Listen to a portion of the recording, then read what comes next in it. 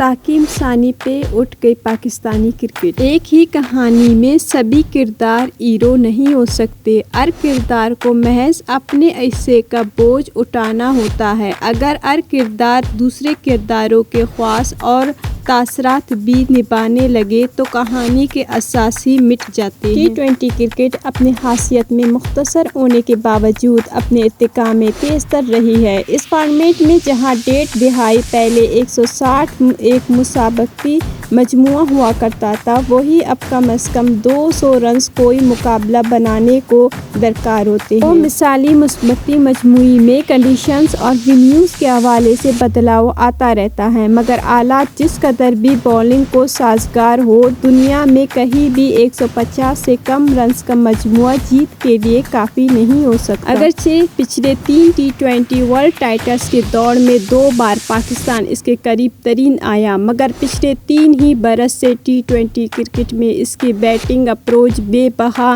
مباحث کا موضوع رہے ہیں۔ پچھلے 1 سال میں پاکستان نے ارد گرد کی دنیا پہ نظر ڈالنا اور اپنے رویے پر نظر ثانی کا آغاز کیا ہے، مگر پی سی بی کے انتظامی معاملات میں استحکام کا فقط یوں حاوی رہا کہ ہر بار 1 قدم آگے بڑھانے کے بعد 2 قدم واپس پیچھے رکھے گئے۔ آسٹریلیا کے خلاف پہلے ٹی20 میں پاکستان بیٹنگ نے اندھا دھند بلے گھمانے کی راہ اپنا کر جو خجالت کمائی، دوسری میچ میں اس کا ازالہ شدید احتیاط کرنے کی کوشش کی گئی اور اننگز کی پہلی نصف تک کوئی باؤنڈری نہ لگا کر ایک نیا ریکارڈ اپنے نام کیا گیا۔ ہوبارٹ کے اس تیسری میچ میں پاکستان کی بیٹنگ اپروچ کیا تھی؟ مگر اس پہ بات کرنے سے پہلے یہ بھی جاننا ضروری ہے کہ دوسرے اور تیسری میچ کے بیچ خالی 1 روزہ وقفے کو غنیمت جان کر کرکٹ بورڈ کے مطابق الحنان نگہبان نے جیسن گلسپی کی بطور ہیڈ کوچ مکمل رخصتی اور عاقب جاوید کے بطور ہیڈ کوچ تقرری کا فیصلہ کیا گیا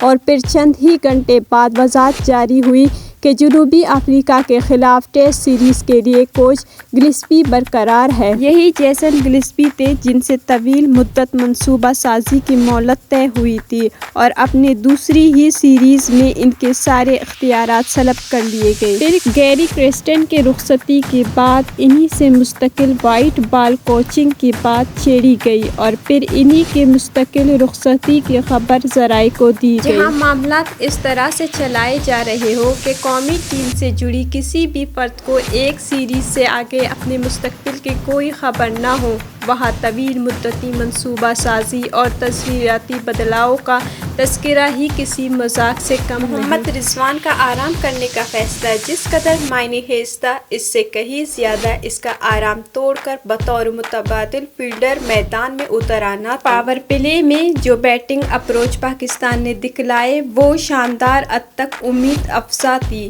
مگر نہ جانے یہ ٹنگ اور ٹیم کے بیچ ابلاغ کی کمی تھی کہ اس 11 کی اپنی کیل آگہی کے کم مائیگی جو سبھی بلے باز راتوں رات کسی انقلاب سے گزر کر ایک ہی فارمولے کی صداقت پہ یقین لائے ہیں، سبب قدم بڑھاتے نظر آئے۔ صاحبزادہ فرحان نے تو جو کیا وہی ان کا تفویض کردہ کردار تھا، جسے پھر حسیب اللہ نے بھی اپنی طور سے نبھایا، مگر عثمان خان نے جو کیا وہ نہ تو ان کے مزاج کا حصہ تھا اور نہ ہی ان کا تفویض کردہ کردار ہونا چاہیے تھا کہ ابتدائی نقصان کے بعد ٹیم اننگز کو انجام تک پہنچانا انہی کی ذمہ داری تھی۔ بابر اعظم نے بہت خوب بلے بازی کی اور اپنے گئے دنوں کی یادیں روشن کر دیے، مگر زیمبا کے خلاف ایک بار پھر ان کے کھیل کا وہی تکنیکی جھول ابھر کر سامنے آیا جو کئی برس سے جھکا تو ہے۔ اس سارے گرمش کے بعد جو اکلوتی امید پاکستان کے ہاتھ بچی تھی وہ عرفان نیازی کا آخر تک کریز پہ رہنا تھا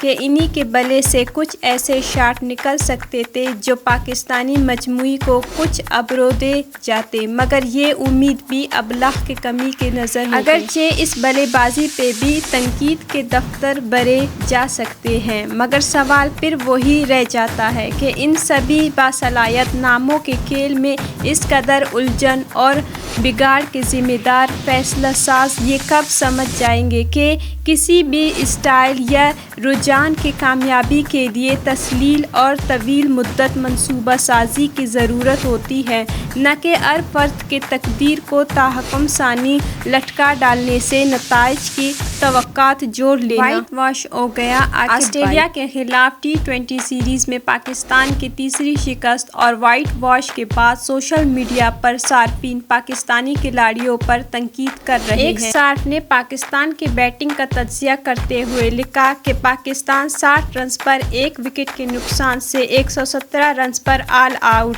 اوورڈ میں، جہاں سائیڈ باؤنڈریز صرف 64 میٹر اور 57 میٹر تھے۔ صرف ایک پاکستانی بلے باز صرف ایک چھکا لگانے میں کامیاب ہوا۔ پاکستان کو کچھ سکسیس بیٹرز کی ضرورت ہے۔ بہت سے صارفین یہ سوال بھی پوچھ رہے ہیں کہ آخر پاکستان نے تیسری ٹی20 میچ میں اپنے کپتان کو کیوں ڈراپ کر دیا ہے اور یہ میچ محمد رضوان کیوں نہیں کھیلے؟ ابھی پاکستان کے white ball coach Aqib Javed نے ذمہ داریاں بھی نہیں نبھالی کہ سوشل میڈیا پر ایک صارف نے انہیں یہ آواز دی کہ وائٹ واش ہو گیا عاقب بھائی۔